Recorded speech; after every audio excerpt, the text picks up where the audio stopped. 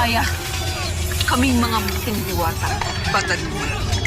Mga Pasnea, kahit pagsama-samahin ninyo ang inyong mga kapangyarihan, hindi pa rin ito sapat para talunin nyo ang isang Bathalungan. Manda ka na sa iyong katapusan, Bathalungan.